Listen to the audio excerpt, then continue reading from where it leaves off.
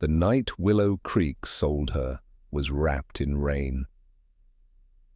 22-year-old Lila Hart stood on the sagging porch of the only house she'd ever known, her fingers tracing the smooth edge of the sun and moon pendant that rested against her chest.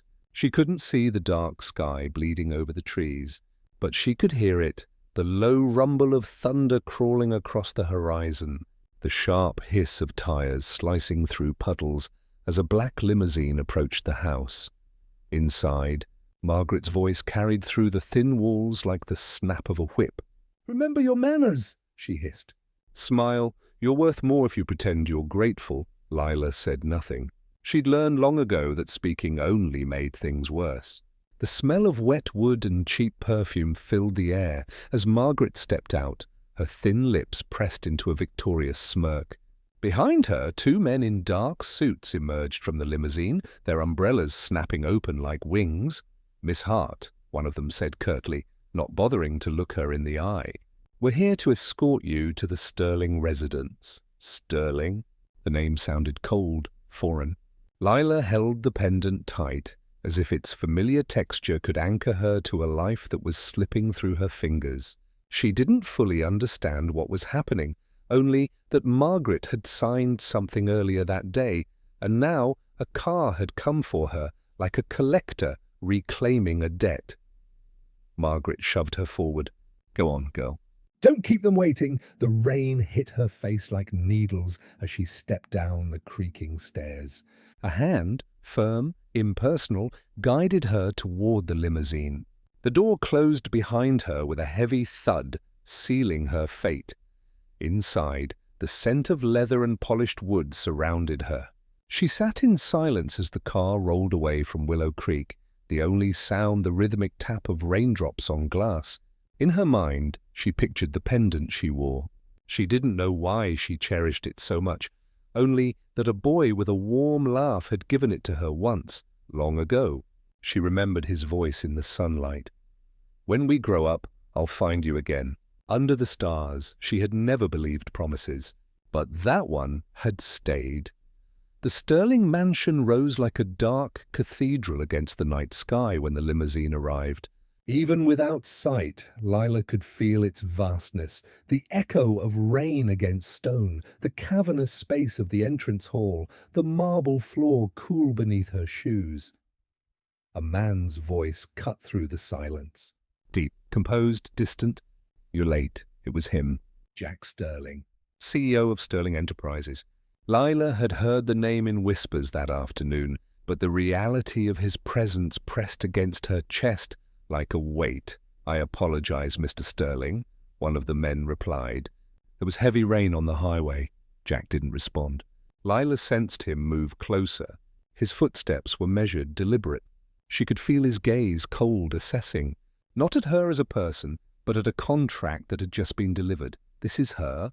he asked. "Yes, sir." Jack exhaled slowly. "Fine, let's get this over with." The words hit Lila like icy water. She wasn't a bride. She was a transaction. 2 days later, the ballroom glittered like a cage made of crystal. The wedding was everything the Sterling family was known for. Lavish, cold, meticulously arranged. White roses lined the aisle, chandeliers sparkled above, and hundreds of elite guests filled the hall, whispering behind their champagne glasses. Leela stood at the altar, blind to the spectacle around her, but hyper-aware of every sneer, every dismissive glance. No one clapped when she entered. No one reached for her hand except the butler, who guided her to her place. Jack stood beside her, tall and unreadable in his black suit. He didn't look at her.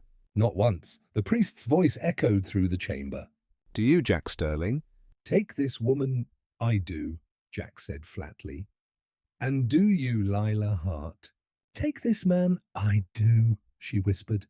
The applause was polite. Perfunctory, like the end of a corporate deal. That night, the rain returned. Lila sat alone in a bedroom the size of her entire house back in Willow Creek. The walls were covered in silk wallpaper.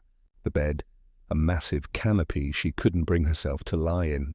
The silence was suffocating. She clutched the pendant again, tracing its ridges in the dark, the memory of that boy's laughter surfacing like a fragile thread. Jack had come into the room briefly after the reception. He had removed his tie, loosened his cuffs, glanced at her as if she were a stranger in his home. "This marriage," he said, his voice sharp and distant, "is not about love. Don't expect it to be." Then he left, closing the door behind him. Leela lay awake until dawn, listening to the sound of rain against the glass, wondering if the stars still shone somewhere beyond the darkness. The autumn wind swept through Willow Creek like a restless ghost, carrying with it the scent of dying leaves and wet earth. Inside a creaking Victorian house at the edge of town, 17-year-old Lila Hart stood in the kitchen, her hands red and raw from scrubbing the tiled floor. The house was cold, not because the furnace was broken, but because Margaret Hale, her foster mother, refused to turn it on until every corner gleamed. Margaret's voice cut through the quiet like a blade. "Faster, girl. Do you think dirt cleans itself?" Lila kept her head down. She had learned that eye contact only provoked more cruelty. "Yes, ma'am," she whispered. For as long as she could remember, Lila had lived in this house, not as a daughter, but as a burden. She had no memories of her real parents, only fragments of stories whispered to her by the nuns at St. Agnes. Margaret and her husband had taken her in for the state allowance. Once the check stopped, the kindness did too. The doorbell rang. Margaret straightened immediately, her demeanor switching like a well-rehearsed performance. "Wipe your hands." "Don't embarrass me," she hissed. Lila obeyed and stepped into the hallway. The front door opened, revealing two figures in tailored coats and polished leather shoes. Dorothy Sterling, the formidable matriarch of the Sterling dynasty, and her eldest grandson, Jack Sterling. Dorothy's presence filled the house. Her white hair was swept into an elegant chignon, her eyes sharp and assessing. Jack stood beside her like a marble statue, handsome, stoic, but detached. He couldn't have been more than 25, but there was an air of authority about him, the kind that came from power inherited, not earned. Margaret's smile stretched unnaturally. "Mrs. Sterling, what an honor. Please come in." Dorothy's gaze flicked over Margaret briefly, then landed on Lila. "This must be the girl," she said, her voice neither warm nor cold, simply decisive. Lila felt a chill run through her. "Yes," Margaret chirped. "This is Lila. She's quiet, obedient, hard-working. She'll do just fine." Jack's eyes met Lila's for the first time. There was no spark, no recognition, only mild curiosity, as if he were examining a painting he didn't particularly like, but was forced to buy. Dorothy turned to Margaret. "The paperwork is ready?" "Of course." Margaret disappeared into the study to fetch the documents. Dorothy stepped closer to Lila. "Do you know who we are?" Lila hesitated. "The Sterling family," she murmured. "Good," Dorothy replied. "You have been chosen for something important. My family believes in destiny. My late husband once told me a prophecy that a girl from humble beginnings would bring balance to our legacy. You will marry my grandson, Jack. In return, you will never want for anything again." The words hit Lila like cold water. Marry? She was barely 17. She opened her mouth to speak, but Margaret reappeared, waving the signed papers. "Everything's in order," Margaret said cheerfully. "She's yours." Dorothy didn't even look at the documents. "Pack her things. We leave within the hour." Jack remained silent. He looked at Lila one last time, impassive, distant. That evening, as the Sterling limousine drove away from Willow Creek, Lila pressed her forehead against the cold window. The house she had called home grew smaller and smaller until it disappeared completely. She didn't cry. She had learned long ago that tears only made her weaker. New York City greeted her with a different kind of cold, the metallic chill of skyscrapers, glass, and wealth.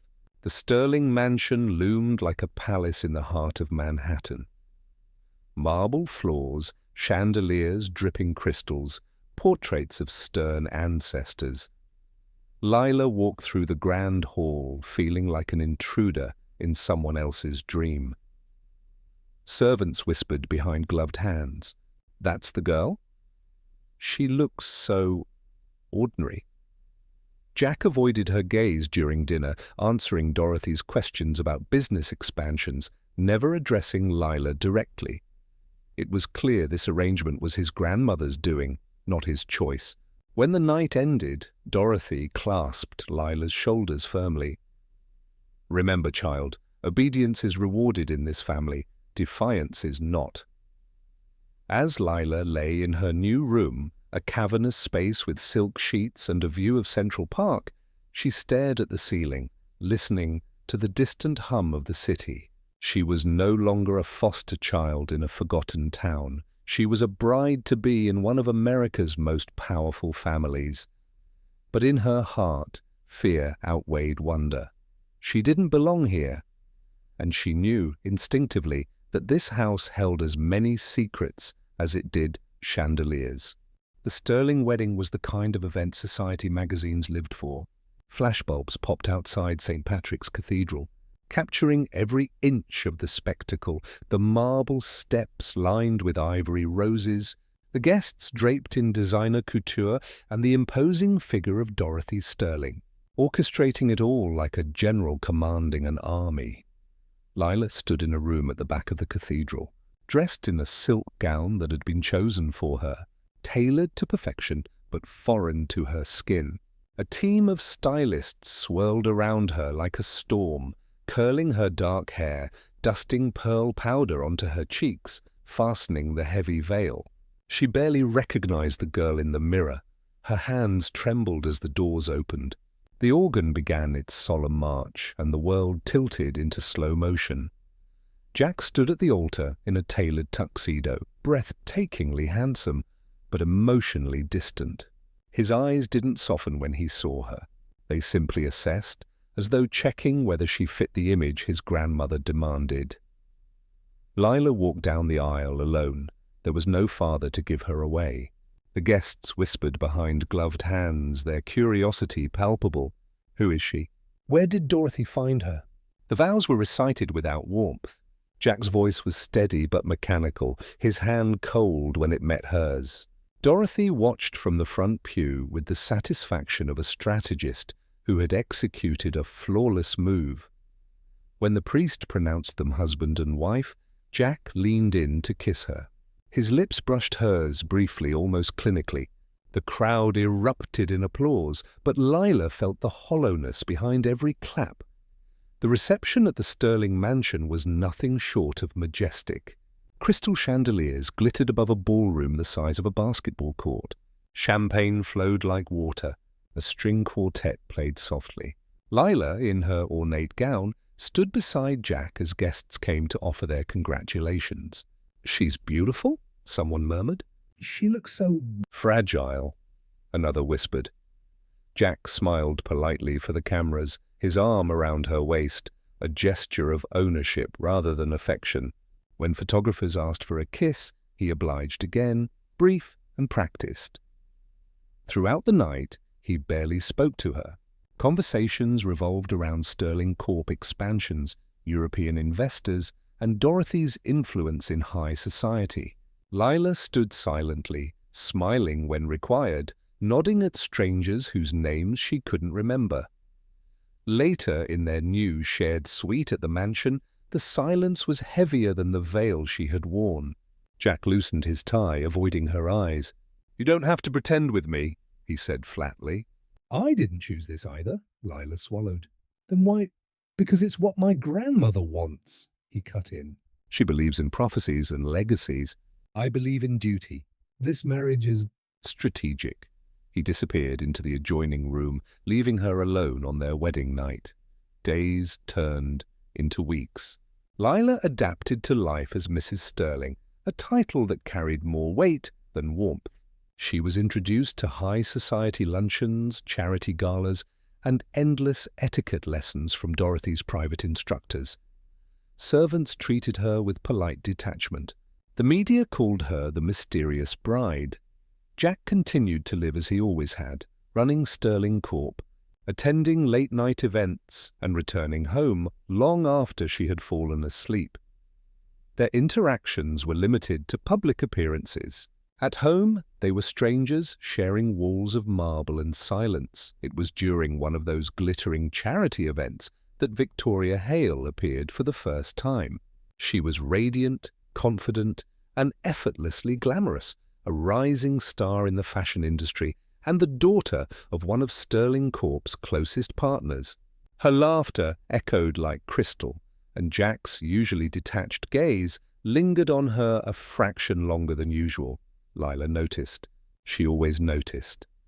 As she stood beside Jack, smiling for the cameras, she felt a quiet unease settling in her chest, a whisper of the storm that was to come. Autumn came early that year, casting the Sterling estate in a muted palette of gold and smoke.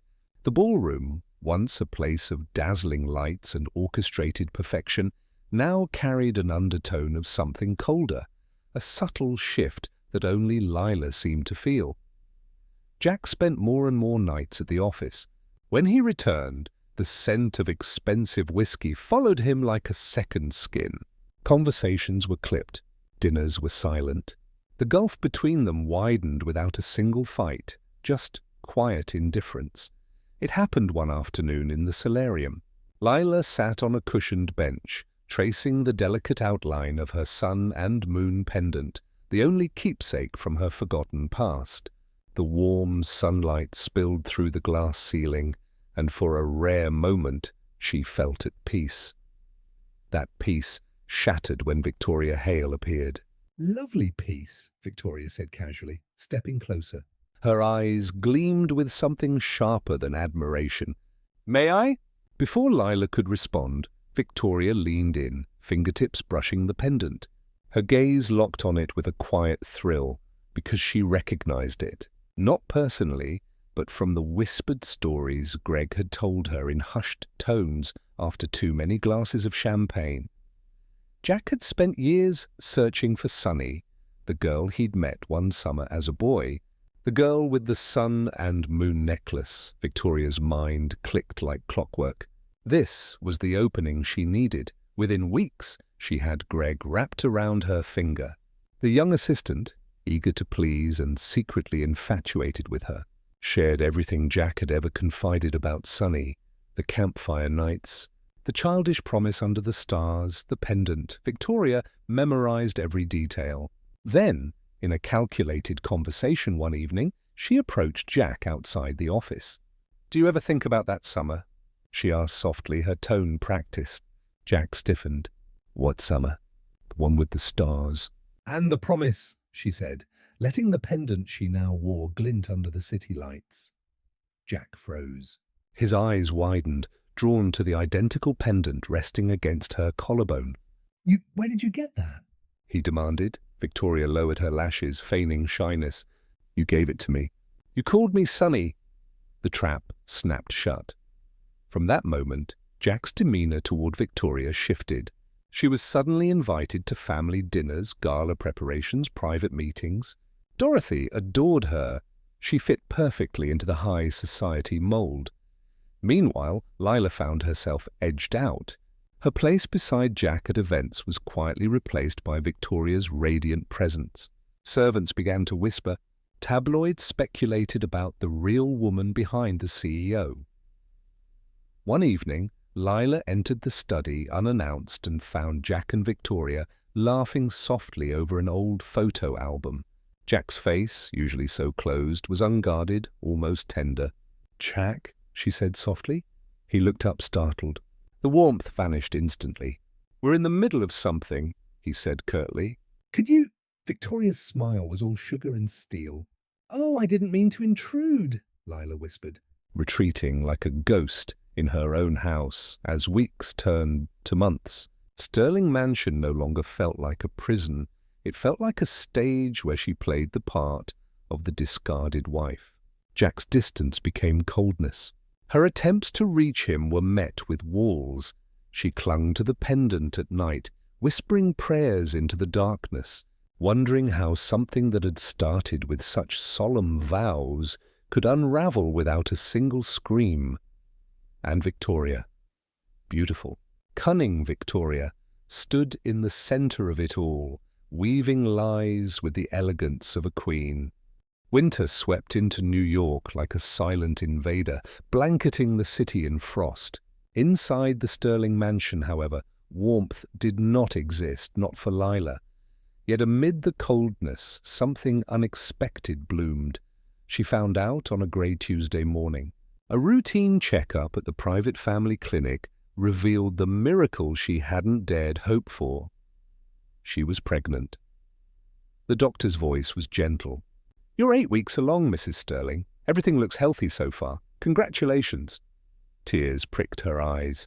In that sterile, white room, for the first time in months, she felt a spark of real hope. A child, their child. Maybe this would change everything. That evening, she waited for Jack in the sitting room, clutching the ultrasound photo like a secret gift. The fireplace crackled. She had prepared his favorite scotch, placed neatly on the side table. Jack arrived past midnight, weary from work, or perhaps from another evening with Victoria. His coat smelled faintly of her perfume. "Jack," she began softly, rising to meet him. "I have something to tell you." He didn't even sit down. "Can it wait? I've had a long day." She held out the ultrasound photo with trembling hands. "I'm pregnant," he froze. For a heartbeat, she saw something flicker in his eyes. Shock, maybe even a hint of wonder, but it vanished just as quickly. "Are you sure?" he asked flatly. The words cut like glass. "Of course I'm sure." "It's our baby, Jack," he exhaled, rubbing his temples. This changes things, but he didn't pull her into his arms. He didn't smile. He simply turned away, muttering something about timing and responsibility. Lila's heart ached, but she clung to hope. She imagined him softening over time, imagined a family forming where coldness once lived. Victoria found out days later. She overheard a conversation between Lila and the housekeeper and felt her perfectly constructed facade tremble. The child was a threat, not because she cared for Jack, but because the baby represented a bond she could never replicate. She acted swiftly. One afternoon, as snow dusted the grand staircase, Victoria intercepted Lila at the top landing. "You should be careful," Victoria said sweetly, stepping closer. "These old staircases are treacherous." Lila frowned, clutching the banister. "What do you want?" Victoria's smile sharpened. "Nothing you haven't already lost." In the next instant, a subtle shove, light enough to be deniable, strong enough to unbalance a pregnant woman. Lila's world spun. The marble steps rushed toward her. Pain exploded in her abdomen. Her scream echoed through the mansion like a wounded animal. Servants came running. Jack arrived moments later, pale and shaken. Lila lay crumpled at the bottom of the staircase, blood pooling beneath her. "Jack, the baby," she whispered, her voice fractured. She reached for him. He hesitated. Victoria knelt beside him, feigning concern. "She fell," she said quickly. "I saw what happened. She tripped. I tried to help." Jack's eyes, full of confusion and fear, turned toward Victoria's calm, composed face. Then toward Lila, wild, desperate, bleeding, and he chose to believe the composed one. At the hospital, the doctor's verdict was merciless. "I'm sorry, Mrs. Sterling. There's nothing we could do." Her baby was gone. She lay in the hospital bed, staring at the ceiling, numb. When Jack entered the room, she turned her head slowly. "You don't believe me, do you?" she whispered. "You believe her." Jack's silence was louder than any accusation. Tears streamed down her face. She pushed me, Jack. She killed our baby. And you, her voice cracked. You just stood there. Lila, he said quietly. This isn't the time. No, this is exactly the time. Her hands clenched the bedsheet. I want a divorce, he stiffened. That's not going to happen. You can't keep me here like a prisoner. You're my wife, he replied, cold as ice. And I don't intend to give the tabloids a scandal. This marriage stays for now, she stared at him, realizing with perfect clarity that whatever love she once hoped for had died with her child. When she returned to the mansion weeks later, weak and hollow, Victoria struck again, but this time with elegance. She manipulated staff to misplace Lila's personal belongings, whispered rumors to Dorothy about Lila's instability, even hinted to Jack that Lila might need time away. Soon, Lila found herself quietly exiled. Her bedroom was moved to the far end of the house for privacy. Her seat at dinners replaced. Her presence treated like an inconvenience. Victoria didn't have to physically push her anymore. She was pushing her out in every other way, and everyone was letting it happen. Winter swept into New York like a silent invader, blanketing the city in frost. Inside the Sterling mansion, however, warmth did not exist, not for Lila.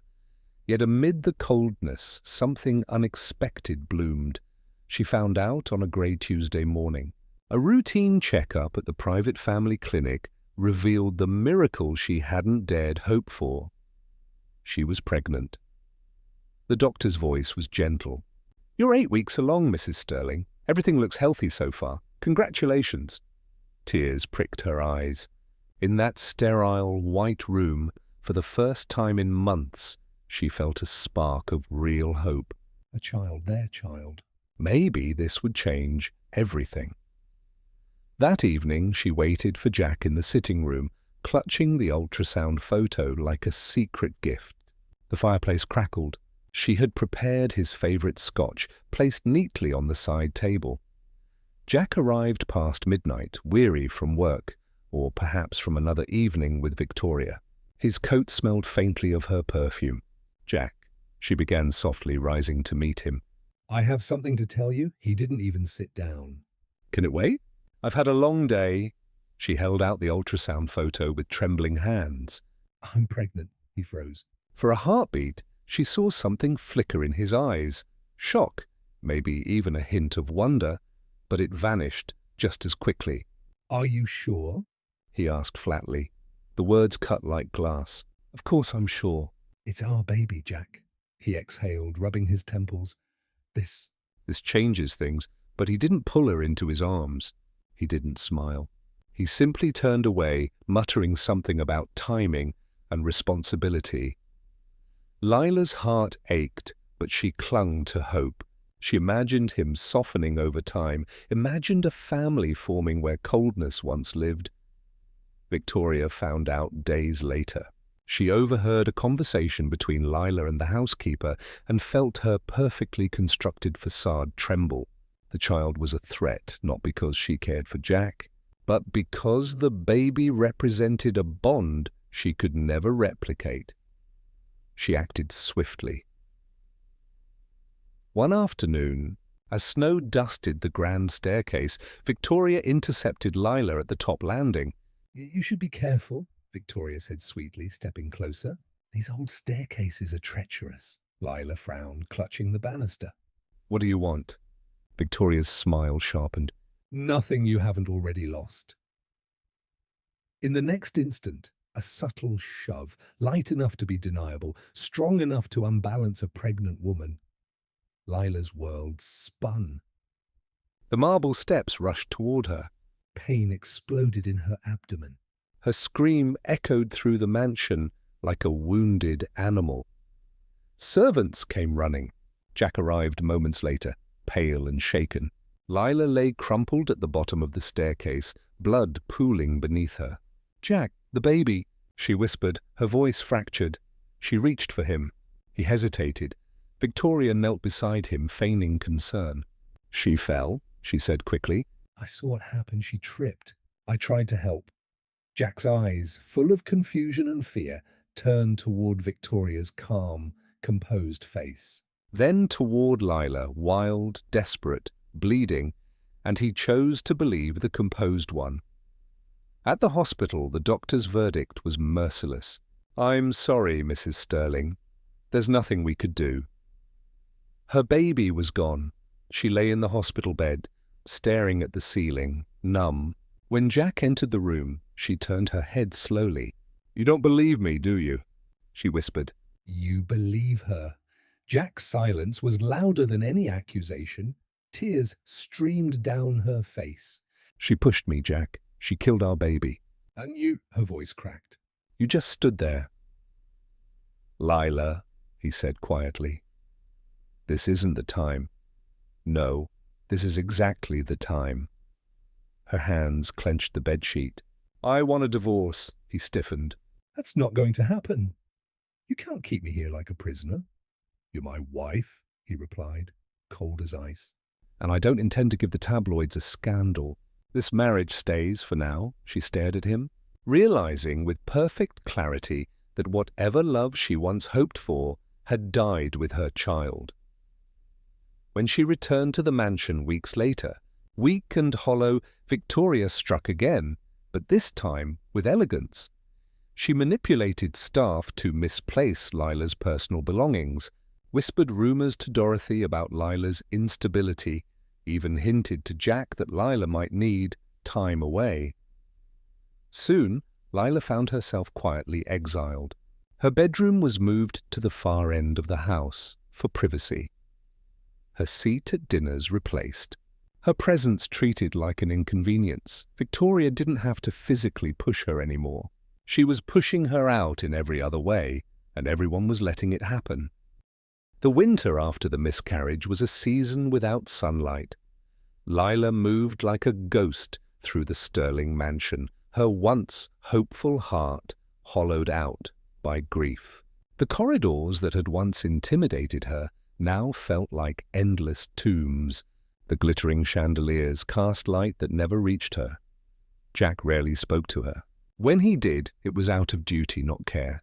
His words were clipped, his gaze elsewhere. Victoria's presence filled the spaces between them like smoke, pervasive, choking, inescapable. The world outside moved on. Society pages speculated about her mysterious absence from public events. Whispers called her unstable or fragile, repeating the very rumors Victoria had planted. She didn't bother to defend herself anymore. One cold afternoon, she found herself in the mansion's unused library, clutching the sun and moon pendant in her palm. It was the only piece of her that hadn't been swallowed by the Sterlings. She didn't know that this pendant would change everything miles away in the heart of Manhattan. A small non-profit organization named Lost and Found received a call from a nurse who had once worked at an orphanage in Willow Creek. She mentioned a young blind girl with a distinctive sun and moon pendant, adopted under questionable circumstances 2 decades ago. The organization's caseworker, Naomi Green, dug into old records. She cross-referenced missing persons reports from the late 1990s. And then, one evening, as the city lights flickered outside her office window, she found it. Diana Langley, daughter of billionaire philanthropist Richard Langley, abducted at age 4 during a family charity event. Last seen wearing a handcrafted pendant, half sun, half moon. Her hands shook as she matched the photograph of the pendant to the one from the nurse's description. It was identical. She contacted the Langley family immediately. Within hours, Richard Langley's private investigators descended on Willow Creek, Sterling Mansion, and every thread of Lila's life. Lila was sitting in the library when Dorothy's butler came in, hesitant. Mrs. Sterling, there are people here to see you." From Los Angeles, she followed him to the grand foyer, where 2 strangers waited, Naomi Green and a tall man with salt and pepper hair and eyes that held years of loss. Richard Langley.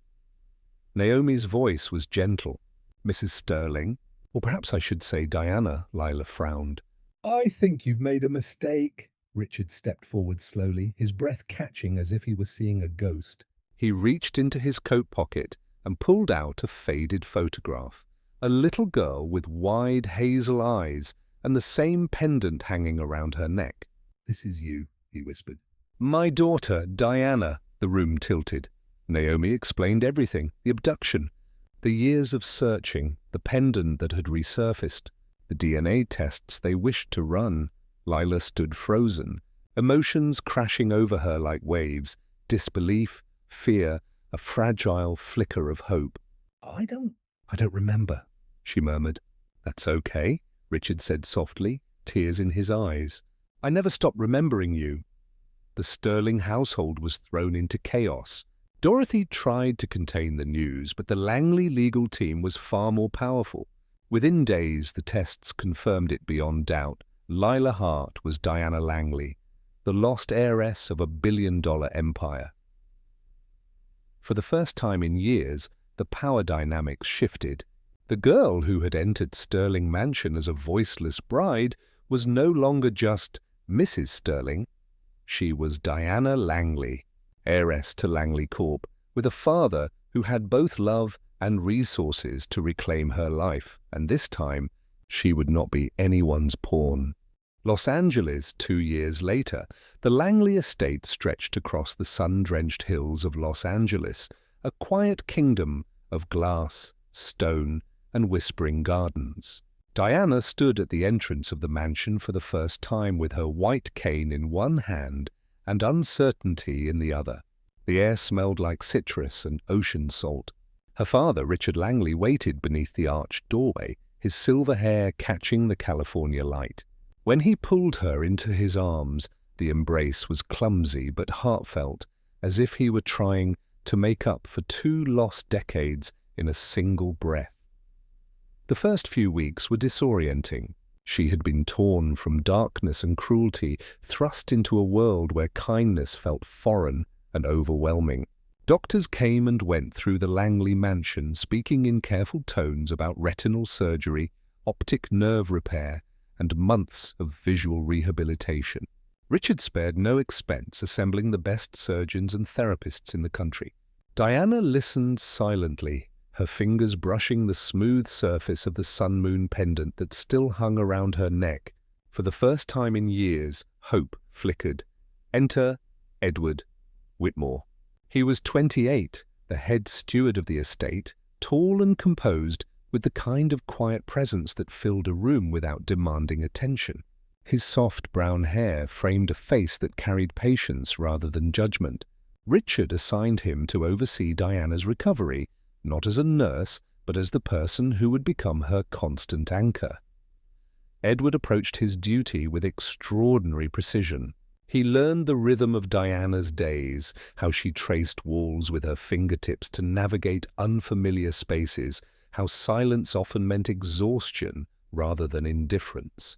He narrated rooms to her in sensory details. There's a patch of warm light by the east window, or 3 steps forward, and you'll feel the velvet of the armchair. He never pitied her. Instead, he treated her blindness as a fact, not a flaw. The surgery happened on a clear spring morning.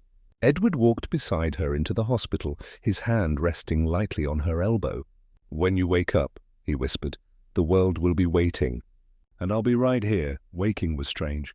At first, there was only light, blinding, formless, painful. Then shadows, shapes, colors she had forgotten how to name. Edward's voice grounded her through it all. That's the ceiling light, too bright. I'm by your left side. Blink, slowly, breathe. His calm steadied her like a handrail in a storm. Recovery wasn't miraculous.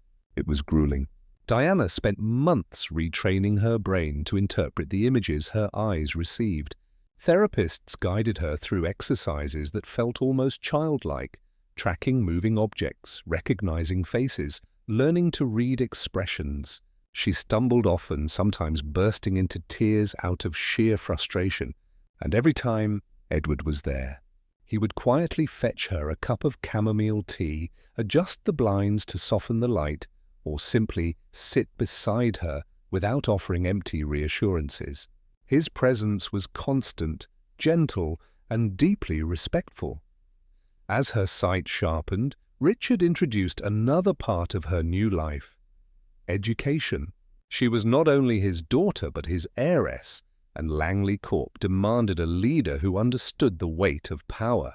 Diana's days became a strict routine: morning therapy, afternoon business lessons, evening etiquette and public speaking training. She studied corporate structures, mergers, and boardroom strategies late into the night. Tutors grilled her on market fluctuations and asked sharp, intimidating questions she had once been too timid to answer. Edward made sure she never drowned in the intensity. He reorganized her schedules to include moments of rest, brought her healthy meals when she forgot to eat, and accompanied her on early morning walks through the estate gardens. There, amidst roses and lavender, he taught her to see in a different way. "The roses are blood red," he'd describe, "and the morning light hits them like fire." Slowly, Diana began to associate sight with beauty rather than fear. 2 years passed like chapters in a book she didn't know she was writing. In the first year, she rebuilt herself physically. In the second, she grew into her role as a woman of power. By the end of the second year, she could walk through the estate without her cane. She attended board meetings as an observer and surprised executives with her quiet but piercing intelligence. She learned how to read contracts, negotiate deals, and deliver presentations that commanded respect. And through it all, Edward remained by her side. He wasn't just a caretaker anymore. He had become a confidant, a silent guardian. He had an unassuming way of putting her first, offering his arm when crowds overwhelmed her, stepping back when she needed to stand alone, intercepting opportunistic guests who saw her as a pawn. His loyalty wasn't loud. It was unwavering. Their bond deepened in the spaces between words. Sometimes, late at night, after a long day of training, Diana would find him in the library, cataloguing old manuscripts. He would look up, smile softly, and say, "Couldn't sleep?" She would sit across from him, the quiet between them warm and unspoken. There was no romance declared, no promises made, just a steady rhythm of care and trust. On the eve of her return to New York, Diana stood on the balcony of the Langley mansion, the city lights glittering below like a sea of stars. She was no longer the fragile, blind girl who had been sold into a loveless marriage. She was Diana Langley, heir to an empire, a woman who had reclaimed both her sight and her strength. Edward approached quietly, as he always did. "Your flight is in the morning," he said. She nodded. "I know, it's strange. 2 years ago, I couldn't even find my way down a hallway. Now the hallway is yours," he finished for her, with that soft smile she had come to trust. For a moment, she thought she saw something in his eyes, something warm, unspoken, but real. He didn't reach for her. He never did. But the loyalty in his gaze said everything. The next morning, Diana boarded the Langley private jet with a new identity, a sharpened will, and the knowledge that she was ready. New York awaited, not as a prison but as a battlefield she intended to conquer. New York, return of the heiress. The city skyline unfolded beneath the private jet like a glittering crown. New York, fierce and unyielding. For 2 years, Diana had imagined this return countless times. Now, as the wheels touched the runway of Teterboro Airport, it didn't feel like coming home. It felt like stepping onto a battlefield she had spent years preparing for. The moment she descended the jet stairs, cameras flashed from a distance. News had already leaked. Diana Langley, long-lost daughter of billionaire Richard Langley, had recovered her sight and was set to take over as CEO of Langley Corporation's East Coast Division. She stood tall in a tailored white suit, the morning light catching on the sun-moon pendant at her neck. She no longer needed a cane. Her stride was deliberate, each step echoing the resolve she'd forged in Los Angeles. Edward followed a few paces behind, as always, coordinating with her security and staff. He was no longer just her steward. He was her silent shield, ensuring no chaos reached her before she was ready. A black limousine awaited. As it pulled away from the tarmac and onto the highway, Diana watched the city blur past the tinted glass. The last time she'd seen this skyline, she'd been blind and broken, trapped in a cold mansion with people who treated her like a burden. That girl was gone. Her first public appearance as CEO was scheduled for that evening at Langley Tower, an elegant but controlled press event meant to announce her new role. But before that, there was something more personal, more necessary. She was going to end her marriage. The Sterling mansion loomed over Fifth Avenue like a monument to old money, grand, imposing, and as cold as she remembered. Marble columns, wrought iron gates, gardens sculpted into perfect symmetry. 2 years ago she had entered this place as a frightened girl forced into a contract. Today she walked through those same gates as a woman who owned her destiny.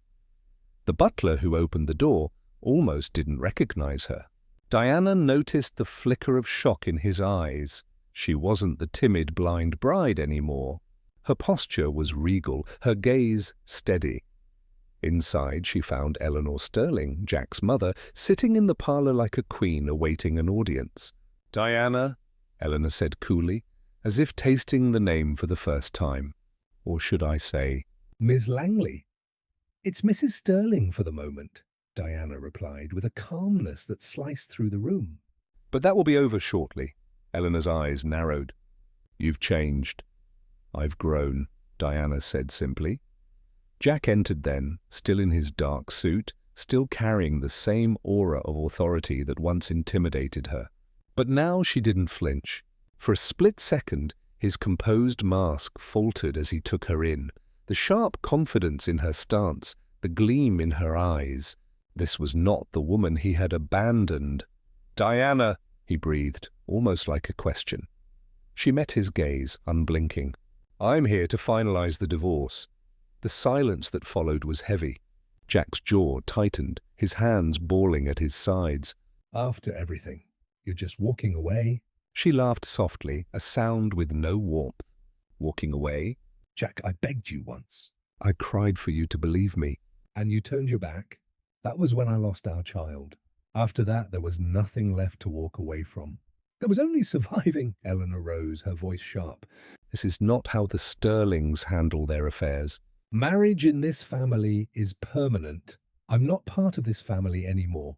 Diana cut in, her tone steel beneath silk. "I was sold into this house like property, but I'm not your pawn anymore. I'm Diana Langley, and today I'm taking my name and my freedom back." The legal team arrived soon after, already coordinated by Richard's lawyers. Documents were placed neatly on the antique table. Jack hovered, watching her sign her name with a steadiness that shook him more than any tear ever could. It was final. "No hesitation. No second chances. You don't have to do this," Jack said quietly, almost pleading now. She paused, looking up at him. "I already did it the moment you chose her over us." A shadow crossed his features, but before he could speak again, she turned to the lawyers. "Ensure all ties are dissolved." "I don't want the Sterling name or its blood money." When she stepped out of the mansion, the autumn wind whipped through her hair like a chorus of freedom. Edward was waiting by the car, his posture straight, but his eyes searching her face for any sign of hesitation. She gave him a faint smile and slid into the car. "Are you all right?" he asked softly. "I'm more than all right," she said, watching the mansion disappear through the rear window. "For the first time in my life, I'm free." That night, at the press conference, the Langley Tower gleamed like a beacon against the Manhattan sky. Reporters swarmed the lobby, their cameras flashing as Diana entered. She stood at the podium, the city's elite watching closely. Her speech was measured, confident. She spoke of innovation, integrity, and a new era for Langley Corp. But underneath the business language was a clear message to those who had underestimated her. "I have returned, and I will not be broken again." Jack watched from afar, unseen in the shadows near the back of the room. He saw the woman he'd once dismissed standing under the lights like she was born for it. And for the first time he realized she was no longer his to hurt or to hold. The gala. First collision. The ballroom at the Sterling Philanthropic Gala had always been an exercise in controlled excess. White-gloved staff, champagne towers, and a ceiling of crystal that caught and shredded light into 1,000 perfect pieces. Tonight, the room hummed with heightened expectation, an undercurrent of rumor that the Langley heiress would finally reveal herself to Manhattan society. Reporters lingered at the edges like vultures. Donors navigated the room with practiced smiles. Diana Langley moved through the crowd like a quiet storm. She wore a simple but immaculate black gown that fit her as if it had been tailored to her exact memory of balance and posture. Her hair was pulled back, so the line of her neck read strong and unassailable. At her side, unobtrusive and vigilant, stood Edward Grant, his presence a measured buffer between her and the world. He knew which angles of light would flatter her, where to stand so she wouldn't be jostled, how to cross a room in a way that told people she belonged there by right. Whispers chased her arrival. "Is that?" "She's beautiful. I heard she's back from California." Cameras found her face. The murmur rose as if the chandelier itself had leaned in. Jack Sterling had arrived late, as usual. When he stepped into the ballroom, he carried the same composed mask he always wore. Only now, that mask split for a heartbeat. He saw the woman who had been sold into his house, the girl he had thought of as someone else's shadow, and she was not small or pleading. She held the room like an instrument tuned to a low, hard note. The pendant at her throat glinted, sun and moon in a tiny collision, and something in Jack's chest thudded irregularly. He had spent years chasing a memory of a child with a laugh under the stars. He told himself he had moved on. He told himself everything sensible men told themselves when the past disrupted their present. But memory is a weather that lingers.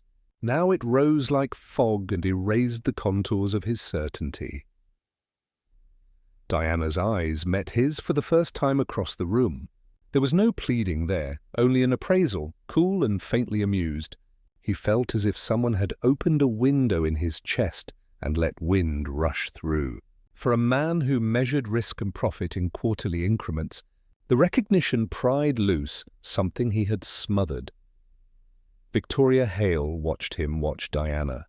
Her face, carefully composed for months, shifted in ways her mascara could not conceal. The room had always bent around Victoria's will. It had been her stage. Now the stage contained a rival, elegance that was neither performative nor needy. Victoria's smile remained, but the brain behind it worked in quick, brutal circuits. She moved to intercept. In conversation she had always been deft, a practiced tilt of sympathy here, a shared laugh there, an actress whose lines had always earned applause. Tonight she would need improvisation. "Jack!" She purred bright, approaching as if the two of them had shared an inside joke moments before. She leaned in, fingers grazing his sleeve in a gesture meant to read as intimate. "You look wonderful." Jack's jaw tightened. He kept his voice even. "Victoria." Across the room, Diana allowed Edward to step in front of her for a moment, a subtle way of refusing physical intrusion. She did not condescend to glare. Her expression was simply calm, as if she were watching a storm darken a distant shore. Victoria tried a different tack. She moved to the dais where the Langley announcement was to be made and spoke loudly enough for a few nearby guests to overhear. "It's marvelous to have someone like Diana back," she called, her tone oily with benevolence. What a gift to the city. Observers shifted. Some clapped politely. Subtext flowed around the compliment. I welcomed her back. I am magnanimous. The problem for Victoria was that the compliment could be passed two ways, either as heartfelt or as possession. People with long social memories read both at once. Jack watched Diana with an intensity that made Victoria's practiced composure stutter. He observed the steadiness in Diana's posture, the way her eyes moved from face to face as if compiling a list. He saw Edward standing a respectful half-step behind her, the caretaking gestures so familiar now they seemed part of Diana's silhouette. In that tiny tableau, Jack felt an unfamiliar sour ache, both of loss and of a jealous confusion that had nothing to do with pride. Diana climbed the dais when called. Microphones glinted and the room hushed like an intake of breath. When she spoke, her voice landed without effort. It was warm, precise, and threaded with the kind of steel that made people listen. "Good evening," she began. "Tonight is not only about charity, it is also about responsibility to the many people whose names never make the headlines and to the institutions that survive only if we steward them wisely." She paused and looked directly toward the Sterling table, where Jack sat taut and still. The glance was brief and by design, a reminder of presence rather than a personal appeal. There were polite applauses, and a group of young tech donors looked impressed. Her speech drew applause for its intellect, and her poise for its unexpected humility. Diana did not flaunt her hurt. She deployed competence like armor. That night, the city learned not simply that Diana Langley had returned, but that she returned as a leader rather than a spectacle. Victoria retreated to the margin of the room, where gossip and plotting formed their own little ecosystem. She watched Diana's performance with a face that betrayed nothing but sent a flurry of directives to those who loved her ambition, disable opportunities for Diana to appear vulnerable, saturate Jack's evenings with urgent meetings, keep the narrative alive that Victoria was indispensable. Her tactics were clinical. She approached a journalist, planted a rumor about Diana's volatile past, and whispered a tale about how the Langley heiress had once been fragile, a story designed to undermine Diana's newfound credibility by resurrecting pity. It was a tiny dagger. If it could be angled skillfully, it would poison the narrative across pages. Edward saw, of course. He noted the exchange with the journalist and the way a particular donor's eyebrows raised. He protected Diana's time, steering her toward well-chosen guests and away from those whose curiosity smelled like malice.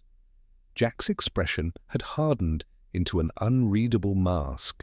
The recognition, what little of it he allowed himself, curdled into guilt, spiked with anger. He had not expected to feel the presence of the man he once might have been. And that was the complication. Men who prefer certainty do not know how to inhabit shame. It may be that his first instinct would be to lash, not to atone. As the gala waned and music slowed, the social tides shifted. Diana accepted condolences and pledges with unflinching grace. She moved through Sterling's world as if it were an arena she had long ago learned to read. Her steps were sure. She did not watch for Jack's approval, but for the responses of people who mattered to the work she intended to do. When the evening closed, Jack found himself standing beneath the same crystal that had once glittered over their wedding reception. He watched Diana speak with a donor about educational initiatives and saw in her a command he had never respected.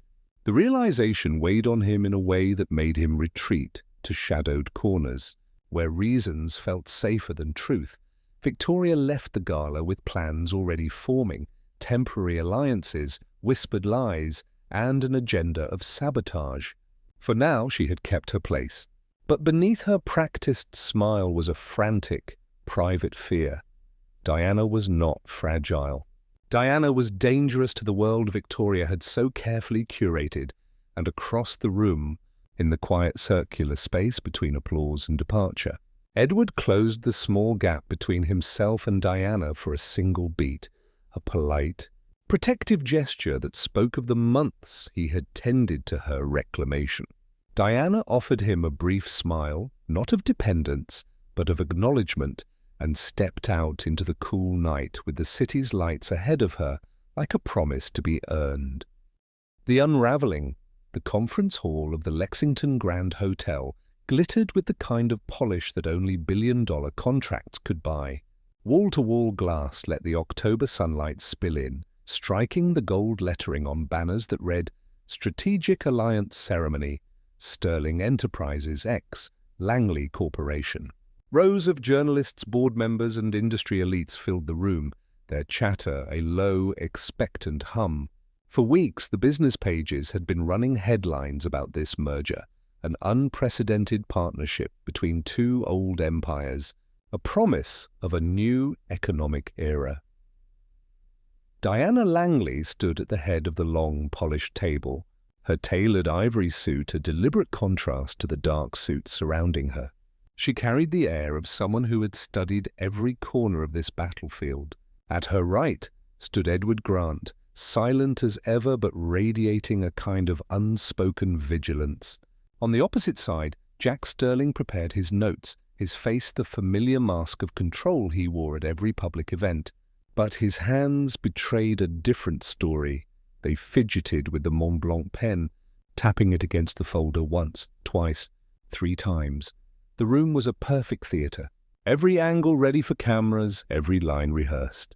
But beneath that choreography lay a different current, one that neither PR teams nor CEOs could stage manage.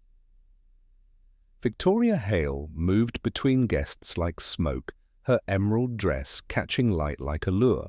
She had inserted herself into the day's proceedings as a key advisor, though her presence was more about performance than necessity. She smiled at Jack as if nothing in the world had shifted since the gala. She smiled at Diana, too, a brittle porcelain smile that cracked the longer it stayed in place. Gregory Miller, Jack's longtime assistant, hovered near the refreshment table. His posture was wrong. Greg had always been quick, composed, the man who remembered every detail so Jack didn't have to. Today he looked as if every breath burned. His eyes kept darting toward Victoria, then Jack, then Diana. Sweat dampened the collar of his shirt. Something was unraveling inside him. As the ceremony began, speeches flowed, carefully crafted sentences about synergy, innovation, and legacy. Jack's speech was smooth, though his voice occasionally hitched when his gaze brushed against Diana's. She spoke next, measured and firm, outlining Langley Corp's vision for the partnership. Her words carried weight. She no longer spoke like someone fighting to be believed. She spoke like someone who had already claimed her place. Then came the signing. 2 sets of contracts, 2 sets of pens, and a dozen cameras poised to capture the moment. And that was when Greg stepped forward. It wasn't dramatic at first. He simply walked to the front, his chair scraping too loudly against the marble floor. Heads turned. Security shifted uneasily, uncertain if this was part of the program. "Jack," Greg said, voice cracking on the first syllable. I can't let this go on." Jack froze. "Why, Greg, what the hell are you doing?" Victoria's smile tightened like a noose. "Greg, sit down," she hissed under her breath, but Greg didn't sit. He turned toward the gathered journalists, his face pale, hands trembling. "There's something everyone needs to know," he said, louder now. Something that should have been said years ago. The room went still. He pointed at Victoria. "She's not Sunny. She never was." A sharp intake of breath sliced through the silence. Jack's eyes widened, not with surprise at the claim, but at the publicness of it. Victoria's composure slipped for the first time. She laughed too quickly, too harshly. "Greg, that's absurd." "He's clearly—" "Shut up!" Greg snapped, the years of complicity cracking open in his voice. "I helped you. I fed you details about Jack's childhood so you could pretend."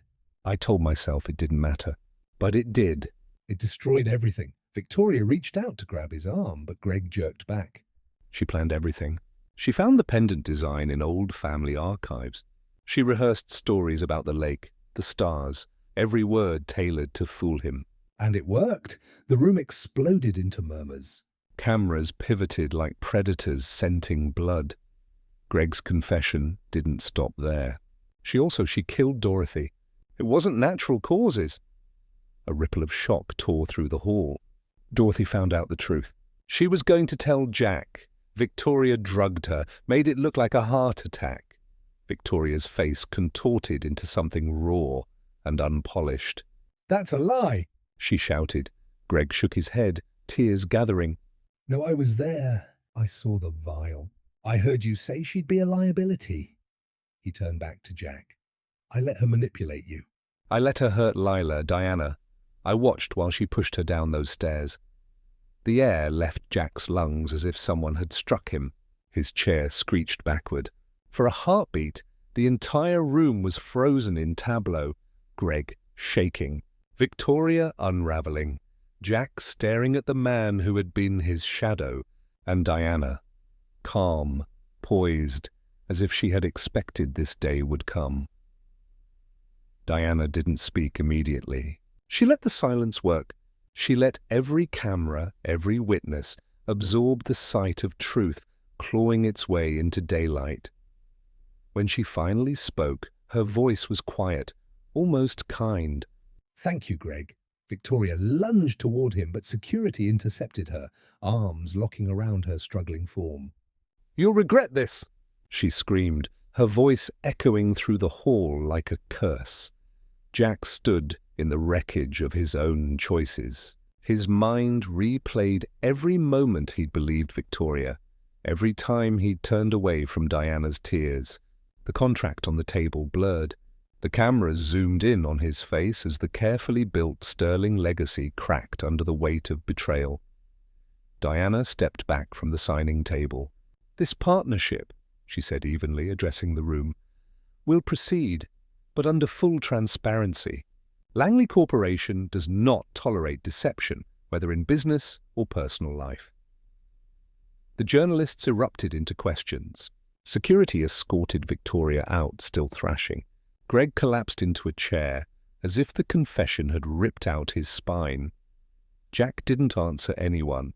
He just stared at Diana, this woman who had once stood in his home blind and alone, who now stood in front of him like a storm he could neither contain nor ignore. And for the first time, the cameras captured not the calculated face of Jack Sterling, but the expression of a man who had just seen the truth he had spent years refusing to look at. The warehouse. Inferno. The night after the scandal broke was one of those October nights New York seemed to hold its breath, cold, clean, and sharp as broken glass. Diana's driver steered the black sedan through the industrial edges of Queens. They were heading back to her father's townhouse after a late strategy meeting with the Langley board. Edward had wanted to come along, but she insisted he rest. She told herself everything was under control. It wasn't. The ambush came fast. A black SUV veered out from a side street, ramming the sedan's flank with brutal precision. Airbags exploded. Her driver slammed the brakes, shouting, but masked figures were already swarming from the shadows. The door wrenched open, a rag soaked in chemicals pressed over her nose. Her last coherent thought before the darkness closed was that the smell reminded her of bleach and betrayal. When she woke, the air was damp and metallic. Rust flaked from the walls like diseased skin. The ceiling beams were exposed, and somewhere, water dripped steadily, a metronome counting out her danger. Her wrists were tied behind a steel chair. Across from her, Victoria Hale leaned against a crate, heels incongruous against the grime. "Good morning, Princess," Victoria drawled, her voice sweet with venom. Her once perfect hair was tangled, makeup smudged. Whatever remained of the socialite mask had melted away, leaving a raw, desperate creature. Derek Marshall emerged from the shadows, tailored suit now creased, eyes glittering with predatory calculation. "Finally," he said, circling Diana like a shark. "The leverage we need."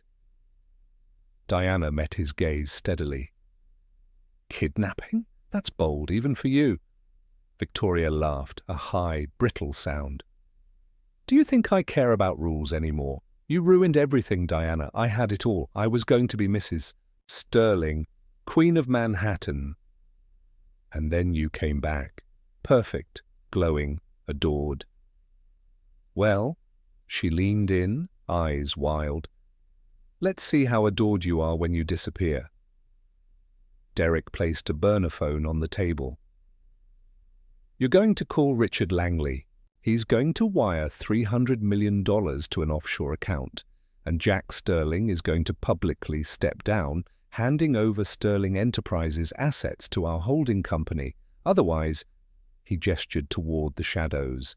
Two men stepped forward, one holding a gun. Diana inhaled slowly, keeping her voice level. "You're making a mistake." "No, darling," Victoria hissed. "You made the mistake the day you set foot back in New York. At the Sterling penthouse, chaos was breaking loose. Jack stormed into his office, tie askew, eyes bloodshot. "Where is she?" he barked. Edward stood rigid, face pale. "She never made it home. Her car was found abandoned near the river." Richard Langley's voice cut through the room like a blade. "I just got a call." He held up his phone, the burner number still on screen. "They want money, and your company." Jack grabbed the phone, replayed the message. Victoria's voice slithered through the speaker, smug and venomous. His stomach turned cold. "She's with Derek Marshall," Richard said grimly. "We need to move, quietly." For once, Jack didn't issue orders like a CEO. He moved like a man possessed. "Get the tracking team, cross-reference Derek's known properties, warehouses, storage facilities." He always used the same shell companies. Edward was already ahead of him, pulling up maps. "There's an abandoned textile warehouse in Queens," he said. "Derek bought it through a proxy 3 years ago." Jack didn't hesitate. "Gear up." The warehouse came into view like a malignant growth on the edge of the East River, dark, skeletal, with broken windows that reflected the moonlight in jagged shards. SWAT vans rolled to a silent halt half a block away. Richard coordinated with law enforcement, but Jack refused to stay behind. "This is my mess," he growled when someone tried to stop him. He strapped on the Kevlar vest anyway. Inside, Derek paced. "Time's running out," he muttered.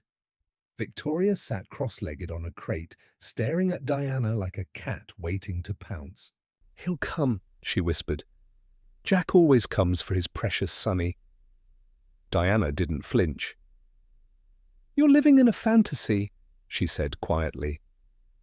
"Jack didn't love you. He loved the lie you sold him." Victoria's eyes hardened. "Then maybe I'll let him watch you die." The doors blew inward with a concussive bang. Shouts filled the air. "NYPD, don't move!" Chaos erupted. Derek pulled his gun, firing wildly. Sparks flew as bullets ricocheted off steel beams. Jack moved through the melee with terrifying focus. He spotted Diana tied to the chair, and something primal cracked open in him. He sprinted forward. Derek aimed at her chest, but Jack tackled him at the last second. The gun went off. Jack staggered as blood bloomed across his shoulder. "Jack!" Diana cried, struggling against her bonds. He didn't stop. He drove his fist into Derek's jaw with a fury born of years of regret, knocking the man unconscious. Behind them, SWAT officers pinned Victoria to the floor as she screamed obscenities. "You don't deserve him! You don't deserve any of this!" Jack stumbled toward Diana, blood seeping down his arm. He dropped to his knees, fingers fumbling with the ropes. "I'm here," he rasped. "I've got you." When the bonds finally snapped, Diana surged forward, catching his collapsing weight. The warehouse around them was a whirlwind of flashing lights, officers shouting, criminals cuffed. But in that small circle of chaos, it was just the two of them, him, bleeding and shaking, her, steady and blazing with something fierce. Paramedics rushed in. Jack's vision blurred, but before they pulled him away, he grabbed Diana's hand. "I should have believed you," he whispered, voice cracking. "I should have protected you. And our child." Her throat tightened, but she didn't look away.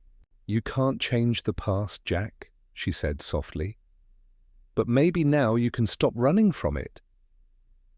They wheeled him out, sirens cutting through the night. Victoria and Derek were shoved into police cars, faces lit by the strobe of red and blue. The empire of lies they had built finally collapsed into dust. And Diana stepped out into the cold night air, the stars sharp above the city, feeling for the first time in years that the ghosts had finally spoken their last words.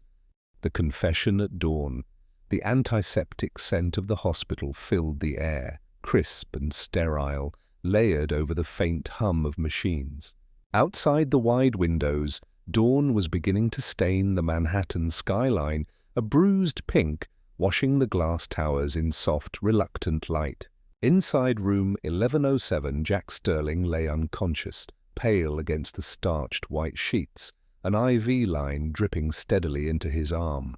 The bandages around his shoulder were clean but thick. Diana stood by the foot of his bed, hands tucked into the pockets of her trench coat. She hadn't slept all night. The adrenaline from the warehouse had faded, leaving a hollow ache in its place. She had expected anger, maybe relief, but what she felt was something quieter, heavy. Final, Edward had insisted on staying, but she sent him home. "This is something I need to do alone," she'd said. And now, alone in the sterile quiet, she studied Jack's face the way someone might study the ruins of a house they once lived in. Familiar, beautiful in its way, but no longer safe. His eyelids fluttered. A soft, hoarse sound escaped his lips. Slowly, Jack came to, his gaze unfocused at first. Then he saw her. His breath caught, the machines clicking softly in the background. "Diana." His voice was raw, cracked open. She didn't move toward him. "You're awake." He tried to sit up, grimaced as pain shot through his shoulder. "You're here." The disbelief in his voice was genuine. "I thought, after everything, you wouldn't come."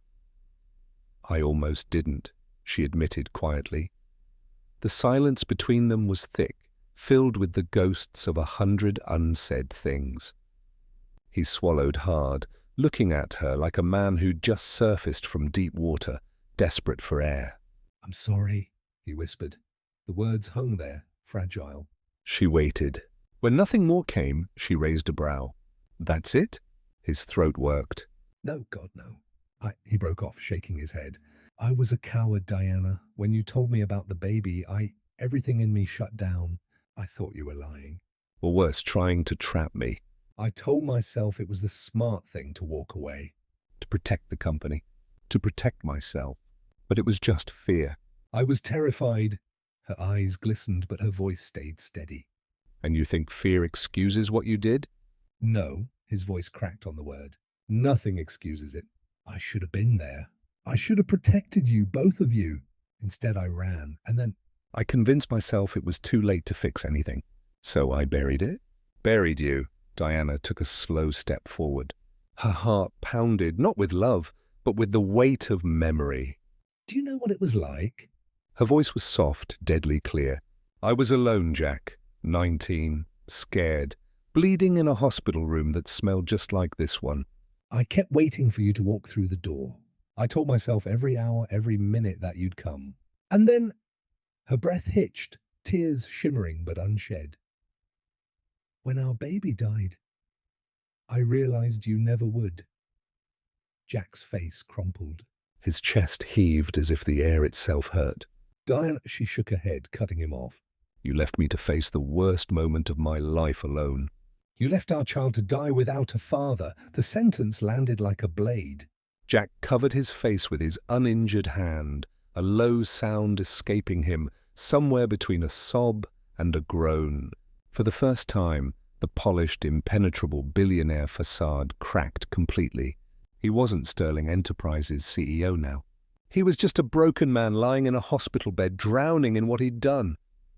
"I can't undo it," he whispered, his voice hoarse and splintered. "I would give everything, my company, my name, every dollar, to go back to that night and choose differently. But I can't. All I can do is beg you to let me spend the rest of my life trying to make it right." She crossed her arms tightly over her chest, grounding herself. And what would that look like, Jack? "You think saying sorry erases years of silence? You think saving me once erases abandoning me then?" No.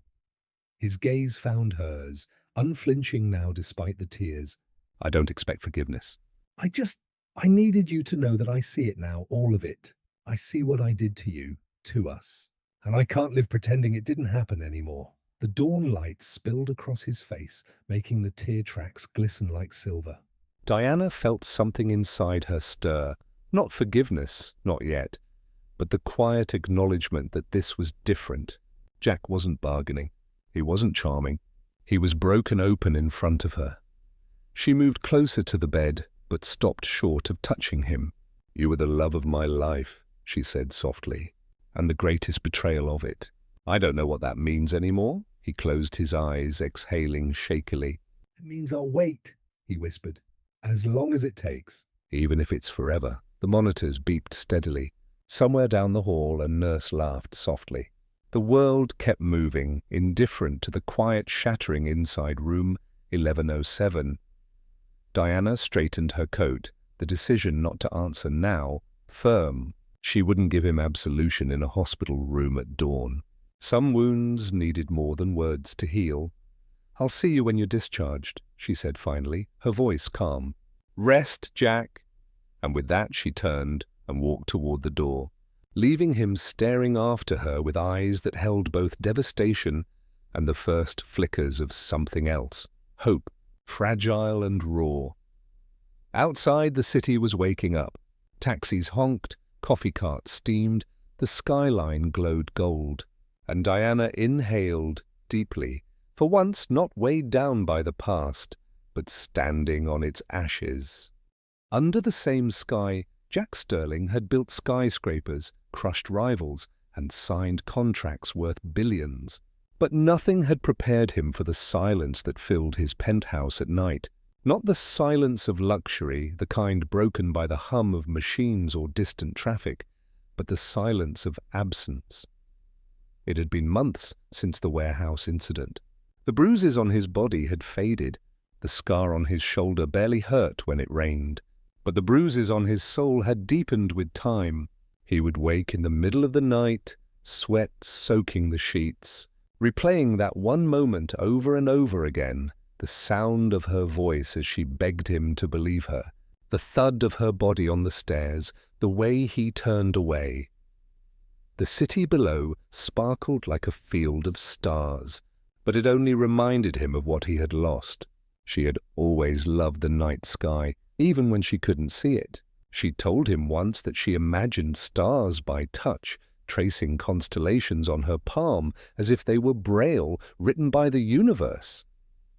Now she was somewhere beneath that same sky, living a life that no longer included him. Jack spent his days in boardrooms, but his mind was elsewhere. The empire that once consumed him now felt meaningless. Every success report, every congratulatory handshake rang hollow. He often lingered by the large window of his office, looking toward the Langley Corp tower that stood proudly against the skyline, a reminder of the woman who had risen from the ashes he created. He followed her career from afar.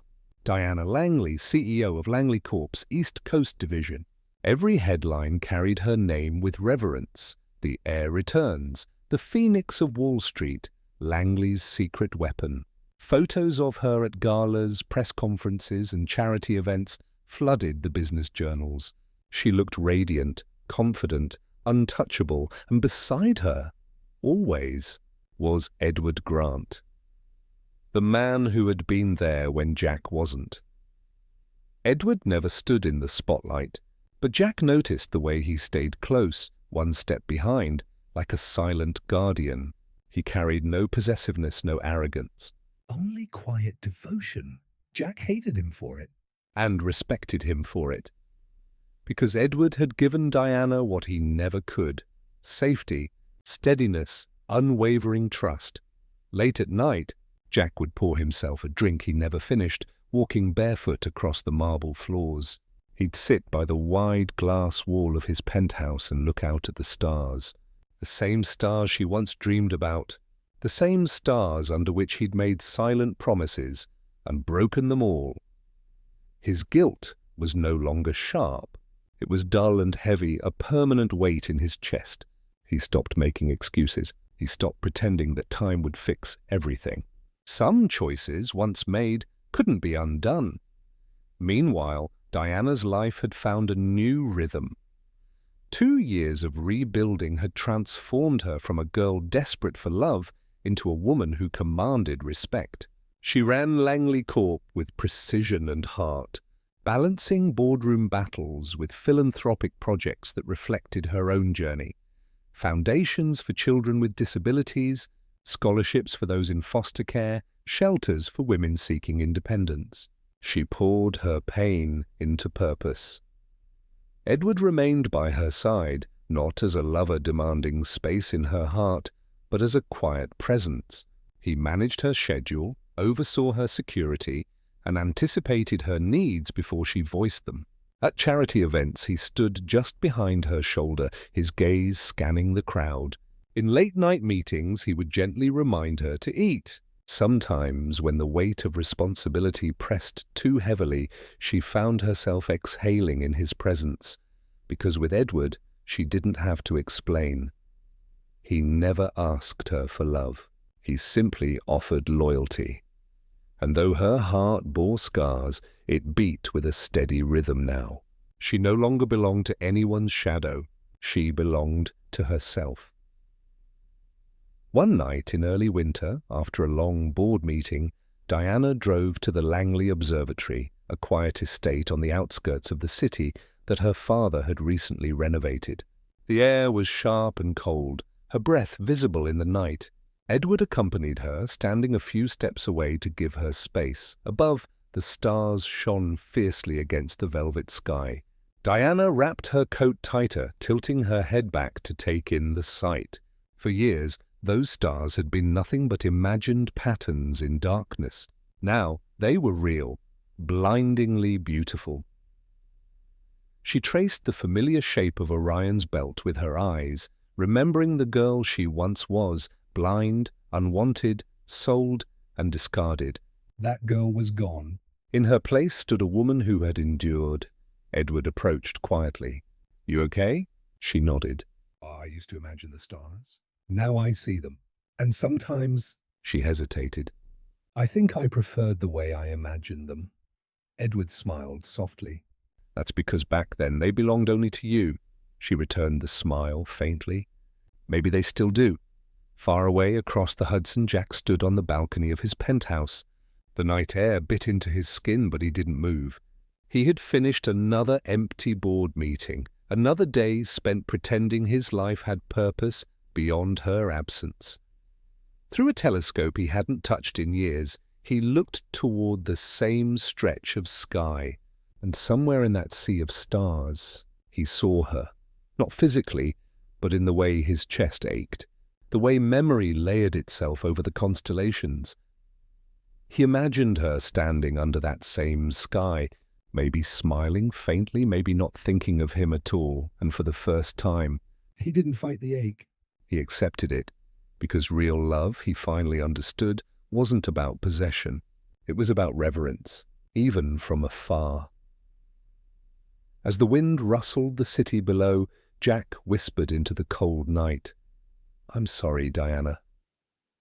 The stars didn't answer, but they listened, and under that vast, shared sky, their stories diverged, one carried by regret, the other by resilience. It wasn't a fairy tale ending. It was something quieter, sadder, and perhaps more real. Jack remained alone, haunted by the woman he'd lost and the child he'd never know. Diana walked forward, guided by purpose, flanked by the quiet loyalty of a man who had never let her fall. Some loves get second chances. Theirs became a constellation, a memory etched in the night sky, untouchable yet eternal.